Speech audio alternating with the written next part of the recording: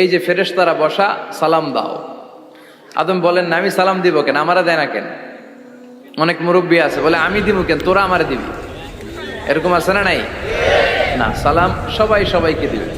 স্বামী স্ত্রীকে দিবেন, স্ত্রী স্বামীকে দিবেন, বড়রা ছোটদের দিবেন, ছোটরা বড়দের দিবেন, এক ভাই আরেক ভাইকে দিবেন, বোন ভাইকে দিবেন। তাহলে ফ্যামিলির মধ্যে শান্তি দিয়ে ফ্যামিলিটাকে সমৃদ্ধ করে দিবে কে?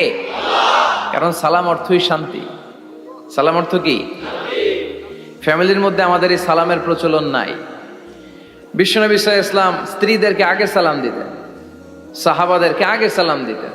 মা আয়েশা বলেন, এত বছর বিশ্বনবী সংসার করলাম, একদিনও আগে সালাম দিতে পারি নাই। সবসময় বিশ্বনবী আমাকে আগে সালাম দিয়ে দিতেন। তো সাইয়েদনা আদমকে সৃষ্টি করার পরে আল্লাহ বললেন, আদম সাল্লিম আলা উলাইকান নাফার, বুখারীর বর্ণনা, ফেরেশতাদের এই দলটাকে তুমি সালাম দাও। সাইয়েদনা আদম আলাইহিস সালাম অহংকার করেন নাই।